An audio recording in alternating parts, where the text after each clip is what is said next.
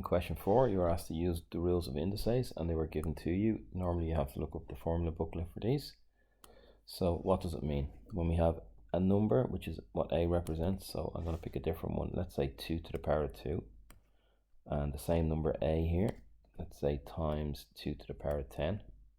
The rule is that we add the indices, the P and Q bit get added. So this is 2 to the power of 12.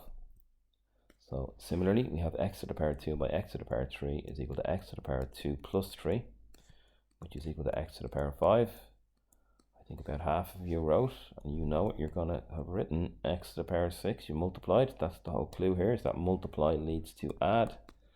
Divide here leads to subtraction. So the rules of indices, a power to a power is multiply, and anything to the power of 0 is equal to 1. So 11 to the power of 0, which comes up, is equal to 1.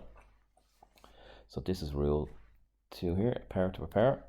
So x to the power 2 times 3 is equal to x to the power 6, because it's anything cubed is itself by itself 3 times.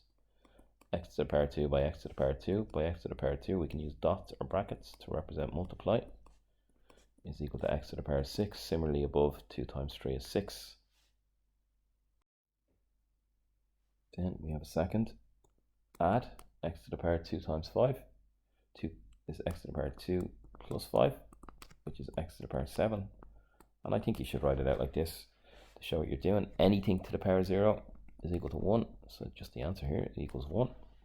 A lot of people wrote 11. A lot of people wrote 0, even though the rule was given up above. So really, guys, maths, you have to practice these questions. Now, if I create, we're looking for the number on the bottom n that would make this true, that the left-hand side is going to be equal to x to the power 10.5. So on top, we have x to the power 19 by x to the power 5, which is x to the power 24, over x to the power of n is going to be equal to x to the power 10.5. Now, I could bring it up. I could say x to the power 24 minus n, because divide leads to take away, is equal to x to the power 10.5. And now if we have the same number here, x and x, it means that the powers have to be the same. So 24 minus whatever n is equal to 10.5. Some of you jumped straight to this line and didn't do this line, which is absolutely fine. So you could see n would have to be equal to 13.5 to get from 24 back to 10.5. And that's the end of the indices question. Really simple maths, but it does require practice.